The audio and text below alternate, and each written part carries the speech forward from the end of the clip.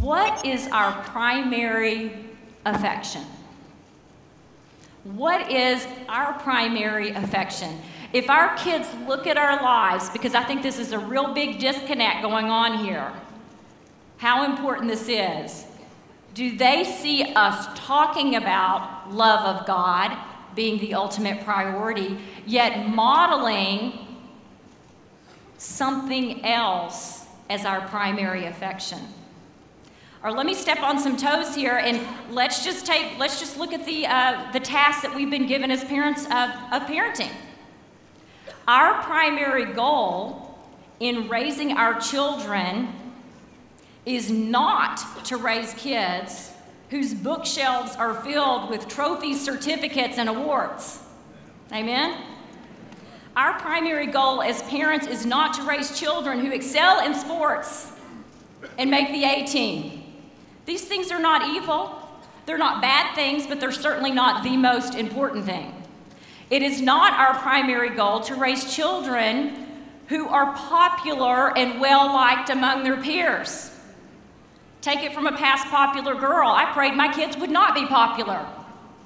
That very thing could be toxic, and often is. Our primary goal as parents is not to raise children who make good grades, obtain a quality education, and someday become financially secure.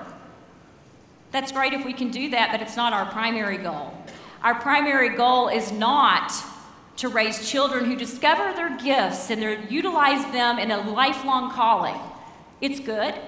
We should do that, but it's not the primary goal. And our primary goal is not to raise our children to be overall happy and healthy individuals, which we hear so often to be the goal as parents.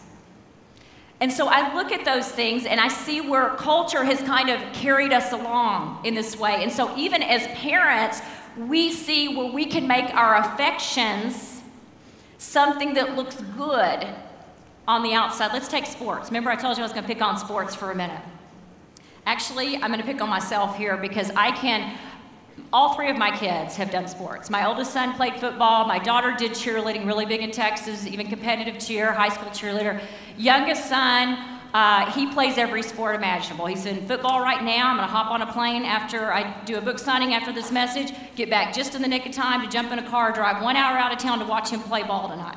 He's a senior in high school. I'm treasuring every moment of sitting in those bleachers. Then he'll move on to basketball, track, and baseball, and then boom. It'll come to a screeching halt for me. I will officially enter a chapter of life called the empty nest years. If I have made my primary affection,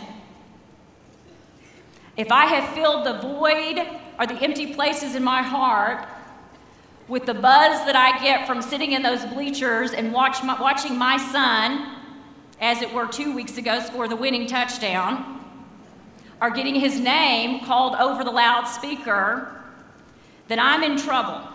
And I'm in for a world of hurt when he walks across that stage of graduation and I move him into his dorm about a year from now. I'm in a world of hurt, but I tell you what, he is too. Because I have modeled to him, even though I've said with my mouth that loving God with your heart, soul, mind, and strength is the most important thing in this household. If you remember anything else, remember that, Hayden.